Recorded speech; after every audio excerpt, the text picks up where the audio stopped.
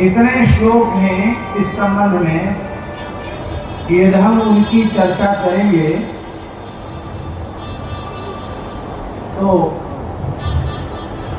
उसके लिए बहुत लंबा समय चाहिए।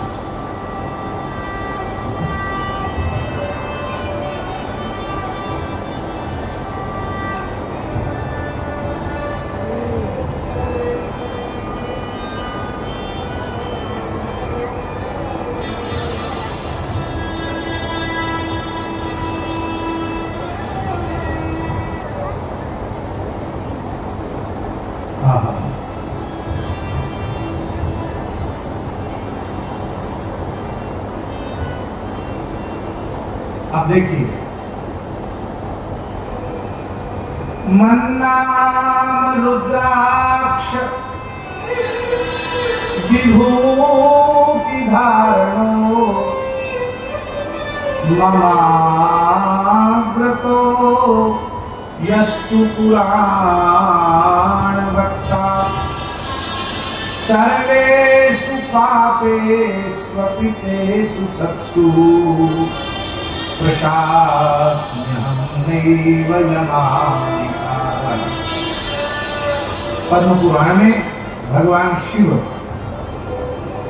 पाताल खंड के अध्याय 111 में कह रहे हैं कि जो सदा शिव नाम का जप करते हैं, जो रुद्राक्ष और भस्म धारण करते हैं और मेरे सामने बैठकर पुराण का पाठ करते हैं, यदि उनमें कोई पाप दोष हो तो भी यमराज का साहस नहीं है कि उनको यमलोक ले जाएं। मैं उन्हें दंड दूं अथवा क्षमा करूं, ये मेरे अधिकार की बात है। ये नरकगामी नहीं होते। और इतना ही नहीं, ये चापि पापान्वितमायिनो नरा परान्नवस्त्रादिबधूभुजश्च वाराणसी परास्य ये वै श्रीशैलमर्त्यासनते विचार्य। ध्यान से सुने, जो पाप से युक्त हैं, परान्न परवस्त्र स्त्री आदि का भी सेवन कर लेते हैं, किंतु वाराणसी में निवास करते हैं अथवा श्रीशैल में निवास करते हैं, श्रीशैलम में कहते हैं, भगवान शिव कह रहे हैं कि उनसे कोई पाप होंगे तो मैं उनको दंड देकर शुद्ध करूंगा। वे यमलोक में नहीं जाएंगे, वे तो मुक्त ही होंगे। इस श्रीशैलम का महात्म्य भी काशी के जैसा ही।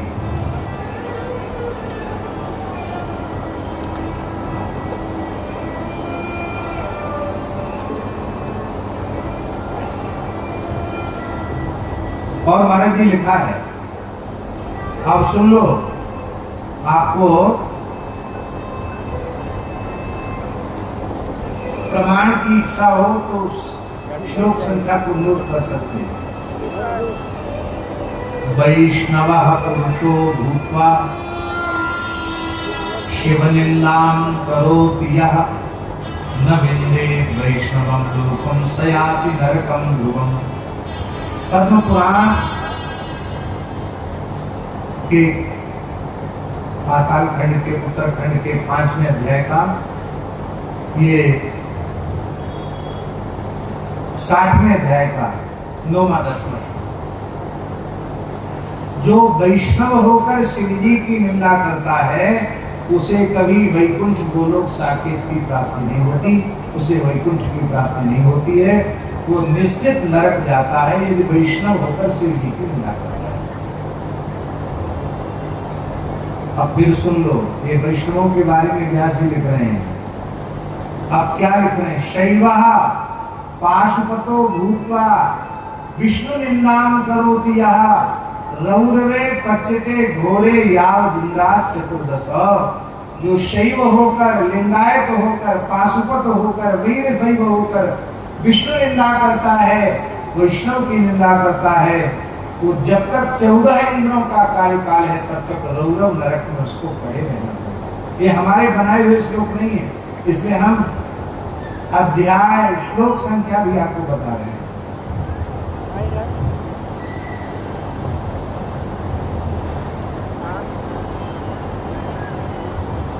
सर्वैरपि प्राणिनां प्राणः प्रत्यक्षं सर्वदेहिनां।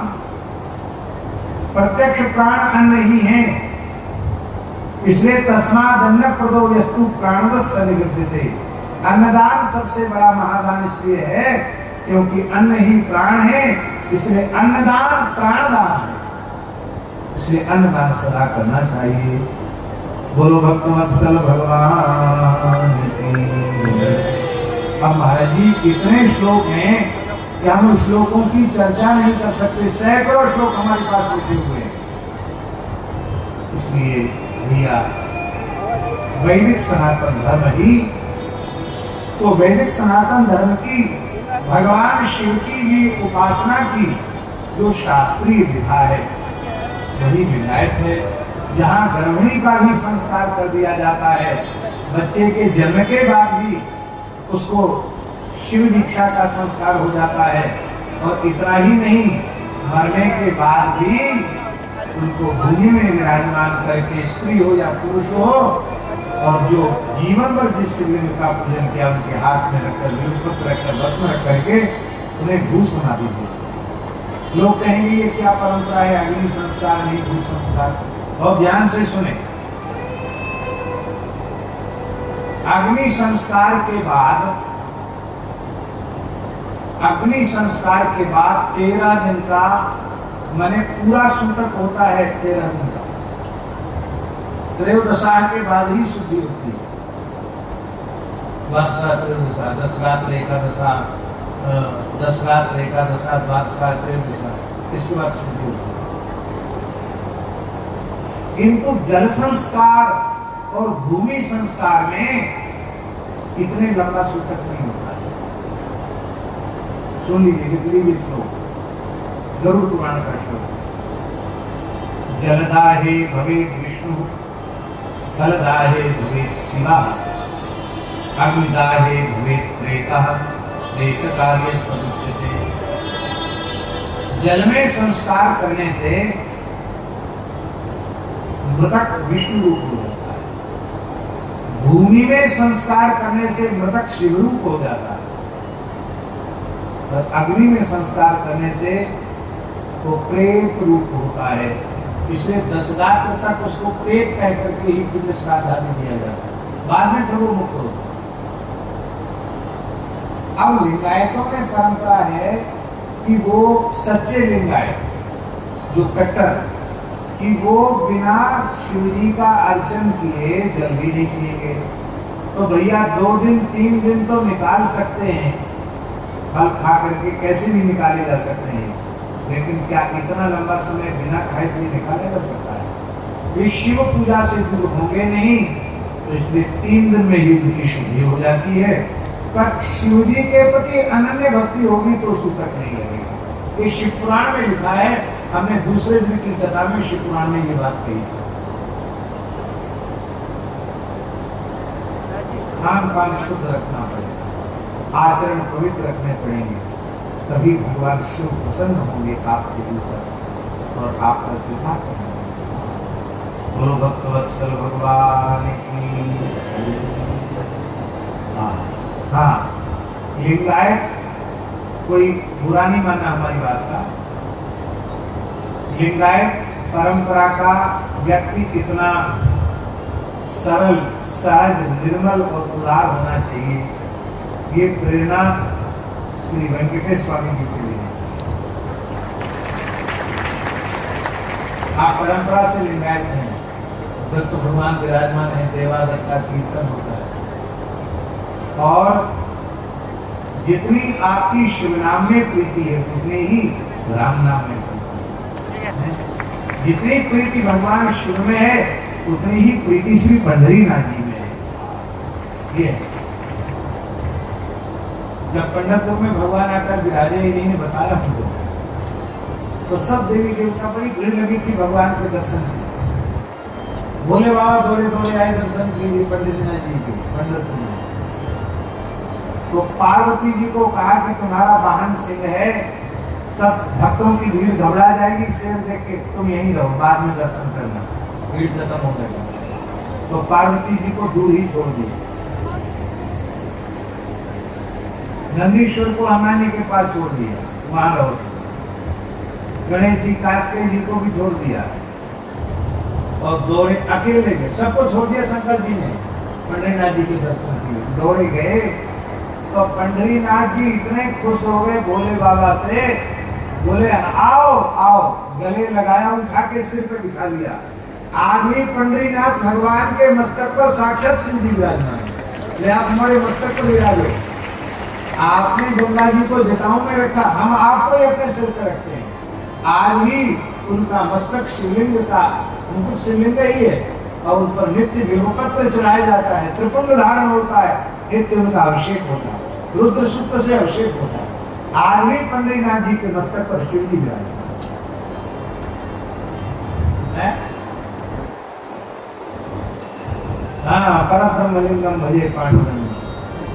हाँ, क्या परब्रह्मलिंगम भजे पांडुरंग। ये है हमारे भारतवर्ष की उपासना पद्धति। तो हम पहले ही कह चुके हैं कि समय पूरा होता है, दिन पूरे होते हैं और कथा पूरी होती नहीं है। बस दूसरी बात हम ये कहते हैं कि कथा कभी अधूरी रहती नहीं है, कथा सदा पूरी होती है। क्यों? हम अपूर्ण की कथा कहें तो वो अपूर्ण रहेगी, और हम परिपूर्ण की चर्चा कर रहे हैं तो वो अपूर्ण कैसे रह सकती है?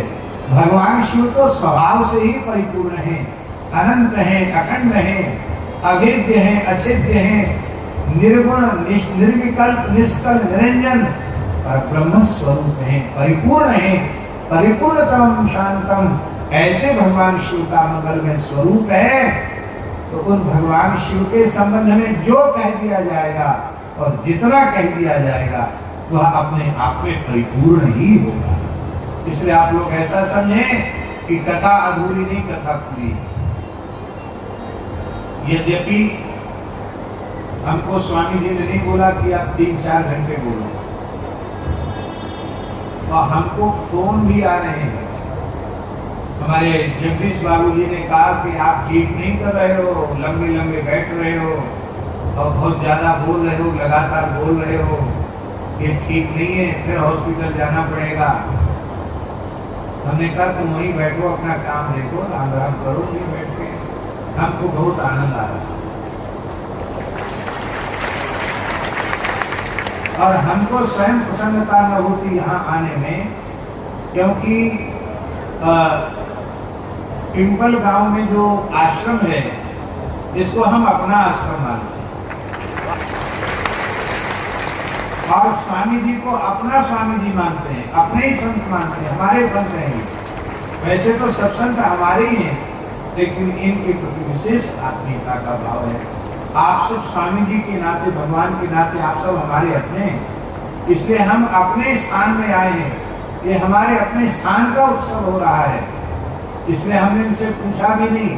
हमने कह दिया कि फिर जब भगवान 2-3 साल में जब योग बनाएंगे और आप सब हर्षपूर्वक तैयार रहेंगे ऐसे उत्साह से, तो फिर यहाँ से आगे की शिवपुराण की कथा हम फिर सुनाएंगे। और जितने बढ़िया से हम यहाँ सुना रहे हैं ऐसे ही आगे भी हम सुनाएंगे। बस आप लोग धैर्य रखें और अच्छे संकल्प लेकर के जीना अच्छा है। बुरा संकल्प लेकर के तो जीना अच्छा नहीं, इससे तो मर जाना ठीक है। पर अच्छा संकल्प लेकर के लंबी आयु तक जीवित रहने का विचार रखना अनुचित नहीं है, ठीक है। इसलिए हम भले ही 3 क्षण का ठिकाना नहीं, पर हम फिर भी ऐसा भाव अपने मन में रखते हैं कि भगवान ऐसा अनुग्रह करें कि आगे की कथा हम लोग फिर कभी श्रवण करें। लेकिन अभी कथा कुछ देर तो होगी, थोड़ी देर आप लोग कथा सुनेंगे। उसके पहले एक अभंग गाइए, आप गाइए, हम पीछे से गाइए। एक बात पहले बता दें, इस अभंग में श्री तुकाराम जी महाराज, जगत गुरु श्री तुकाराम जी महाराज संतों के प्रति अपनी हृदय से कृतज्ञता व्यक्त करें। इतने अधिक कृतज्ञ हैं श्री जगत गुरु तुकाराम महाराज कहते संतों के उपकारों का मैं क्या वर्णन करूं। ये संतों का सबसे बड़ा उपकार क्या है, ये हमको सोने नहीं देते हैं, ये हमको सदा जगाते रहते हैं, सदा जगाते रहते हैं। इसलिए इनके प्रति हम क्या वर्णन करें। हम उन संतों को क्या दे सकते हैं जिससे उनके उपकारों से हम पूर्ण हो सके। कभी संतों के उपकारों से मुक्त नहीं हो सकते। श्री तुकाराम महाराज कह रहे हैं कि अपने प्राण भी यदि हम, अपना जीवन भी यदि उनके चरणों में अर्पित कर दें तो वह भी थोड़ा है, हम पूर्ण नहीं हो सकते। क्यों? संत सहज बोलते हैं तो भी उनकी वाणी से जीवों के कल्याण की बात ही निकलती है।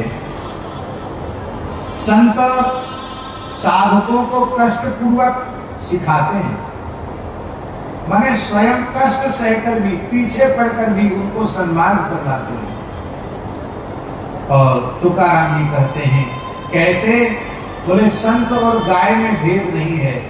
जैसे गाय अपने नवजात बछड़े का चिंतन करती रहती है, ऐसी संत भी अपने आश्रितों का चिंतन करते हैं, उनकी सार संभाल रखते हैं, उन पर कृपा करते हैं, उनको आकर के संभालते हैं।